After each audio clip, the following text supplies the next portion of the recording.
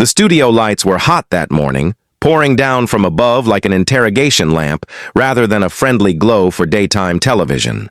The set of The View gleamed under them. Bright colors, smooth wood, coffee mugs branded with the show's logo, neatly lined in front of each host. The audience filed in with the usual hum of excitement, smartphones up, some whispering to each other about the guest of the day. "Tyrus is here," one woman said, eyes wide. "This is going to be good." Behind the cameras, the producers buzzed around with headsets and clipboards, checking that every camera angle was perfect. "We're live in 20 seconds, someone called out. On the stage, the hosts smiled, poised, practiced in their polished calm. Tyrus sat at the far end of the curved table, shoulders relaxed, but his presence filling the space. He wore a tailored dark gray suit, a black shirt with no tie, and his signature confidence, quiet, coiled, and unmistakable. The man looked like he could crush the coffee mug in front of him without effort, but for now his hands were folded loosely, expression neutral. "Going live in 5, 4, 3, the floor manager pointed.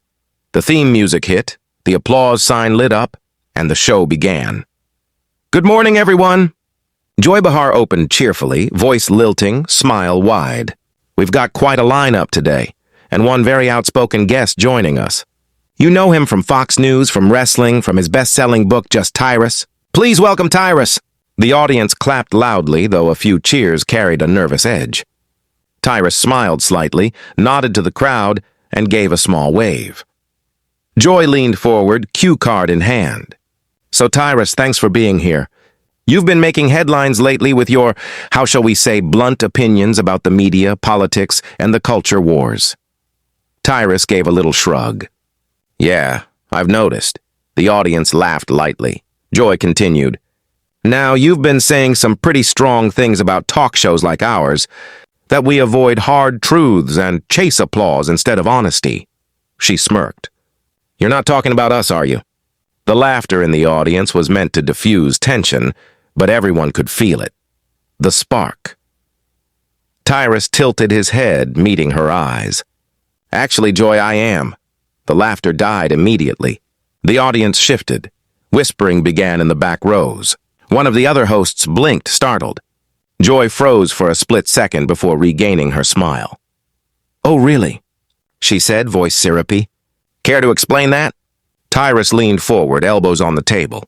"Look, I didn't come here to pick a fight. But you asked, so I'll answer. Shows like this one, daytime talk, cable news, all of it, you don't really debate. You rehearse. You read your points. You chase claps and clicks. You don't ask questions that make you uncomfortable. You ask the kind that make you feel right."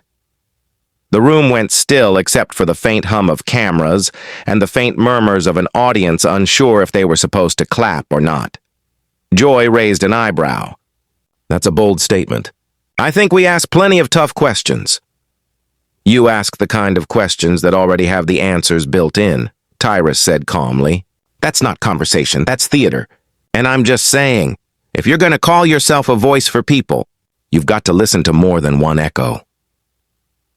A low ooh came from the back row. Sunny Hostin leaned in, her tone sharp but measured. "So what are you suggesting? That the show doesn't allow for disagreement?" Tyrus smiled faintly. "You allow disagreement, but only the kind that looks good on camera.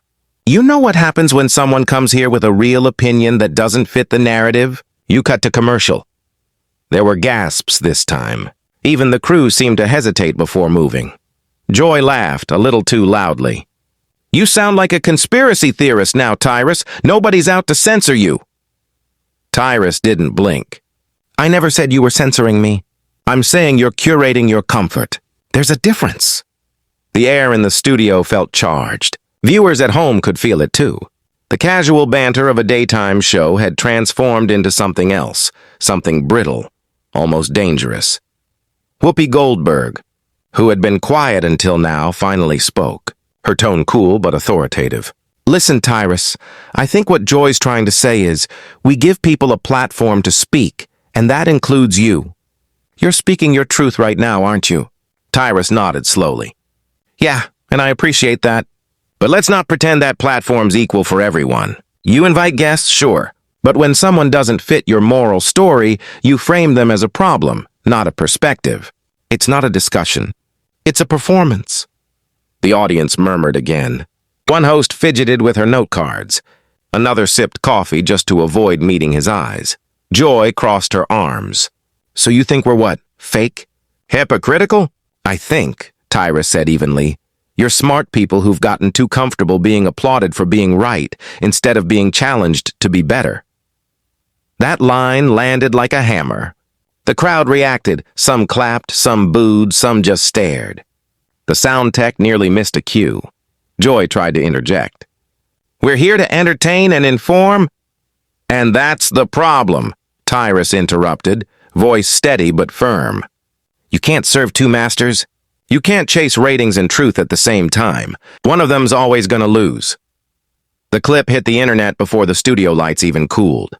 Within minutes of Tyrus walking off set, someone in the control room had leaked the uncut footage to social media. No commercial breaks, no edits, just the raw exchange between him and the hosts. The video spread like wildfire. The hashtag #TyrusOnTheView trended within the hour, followed closely by #View Meltdown and #TruthBomb TV. By the time Tyrus reached his car, his phone was a riot of notifications, texts from friends, calls from producers, and a flood of mentions. He didn't even check them. He just stared out the tinted window as the city blurred by, jaw tight, the weight of adrenaline still pulsing through him. He hadn't planned to blow up the show. He'd gone in expecting the usual softball questions, maybe a few snarky jabs. But when they tried to corner him, something in him snapped, not in anger, but in clarity. Back in the studio, the mood was chaos. Joy Behar was pacing near the makeup mirrors, ranting in half sentences, her producers trailing behind her. He ambushed us on our set. He knew exactly what he was doing, she barked. Whoopi sat on the couch, rubbing her temples, exhausted. We shouldn't have pushed him like that, she muttered, voice low. That man's used to fighting with cameras in his face. We just handed him the ammo. The executive producer entered the room, phone in hand.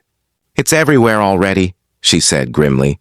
Fox, TMZ, YouTube, everyone's got it. It's unedited too, Joy turned, her voice rising. Then we control the narrative. We get ahead of it. Say it was planned, say it was a spirited debate.